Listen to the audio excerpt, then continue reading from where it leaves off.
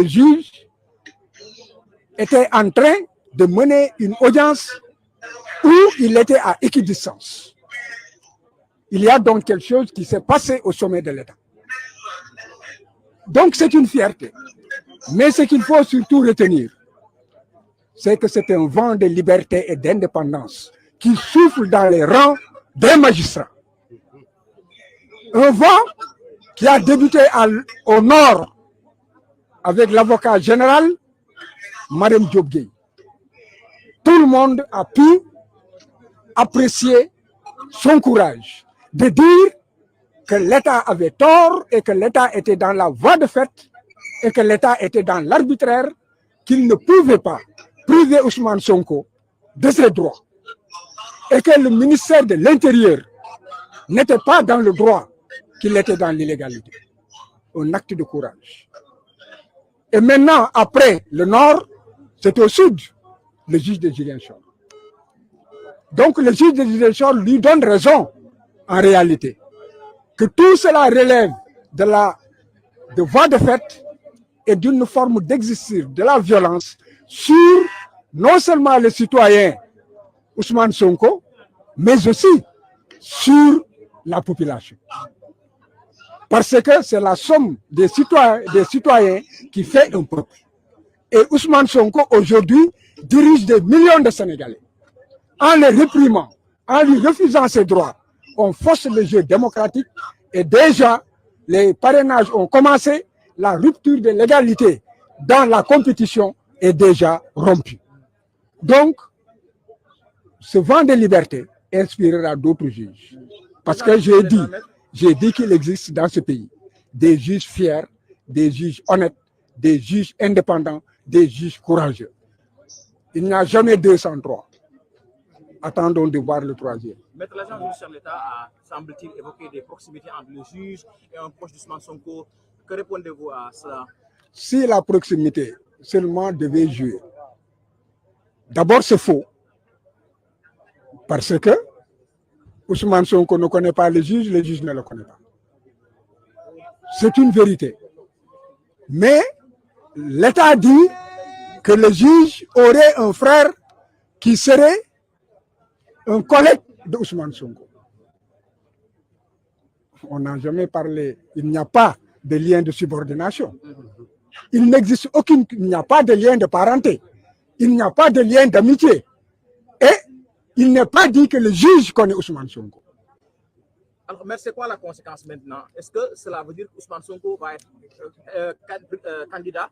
Est-ce qu'il y aura une incidence sur les autres affaires judiciaires? La candidature d'Ousmane Sonko est une exigence sociale, c'est une exigence du peuple sénégalais. Est-ce que juridiquement c'est possible maintenant? Juridiquement, Ousmane Sonko doit être candidat.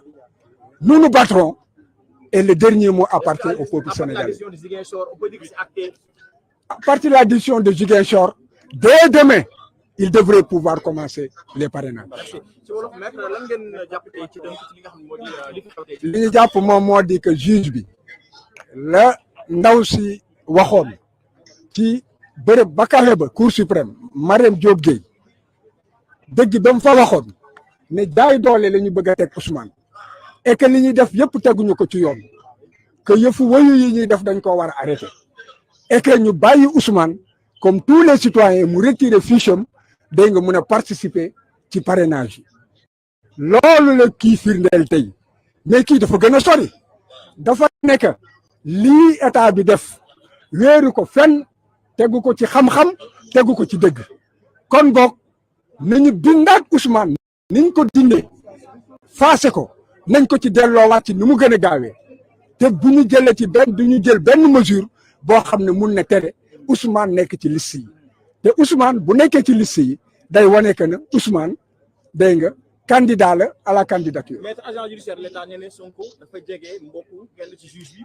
moo tax mu recuser ko. tontu naa la nee naa la ko yoon jege mooy lan waxul ne que Ousmane xam na juge bi waxul ne que Ousmane lekk naag juge bi waxul ne que aussi nan la tuddati Ousmane Sonko ak juge bi am na firnde ne que nan la tuddati jokkoo nañu comme yéeru ko fenn dañoo jafur nguur goo xam ne dafa nekk ci jeexantalam tey jii jafur nañu xamatuñu fu ñu jëm wóolootuñu kenn képp koo xam ne que xam nañ ne que kii bu ñu xëy na bu ñu jéemee ger doxul ñu xoqatal doxul bu boobaa duñ la wóolu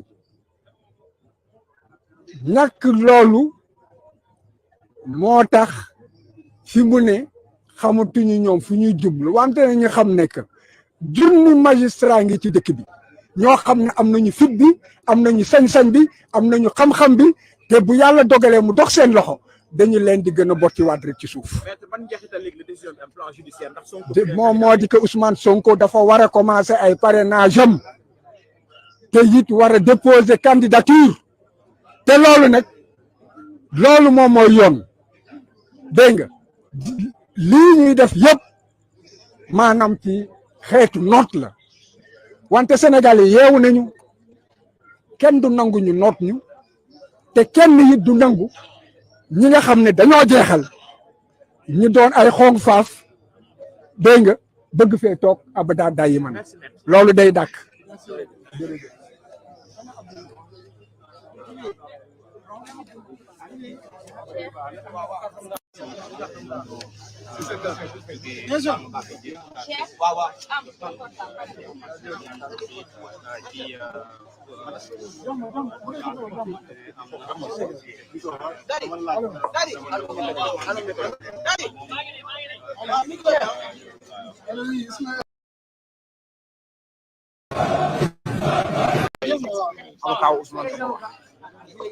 tey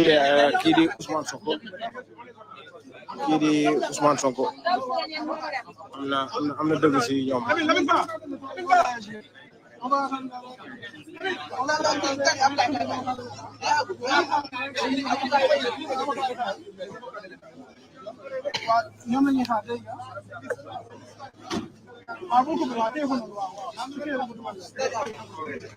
Okay.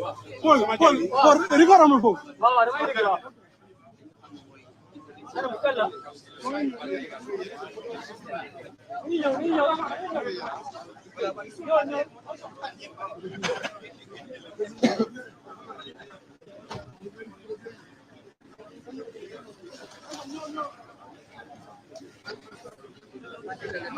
avocat da ngeen mo leen de avocat état moom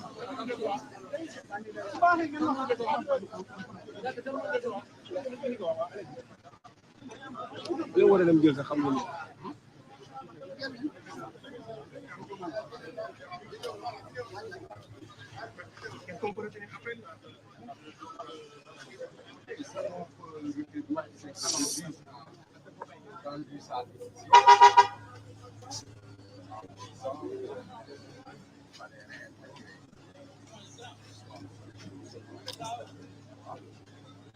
Nous sommes dans un état de droit.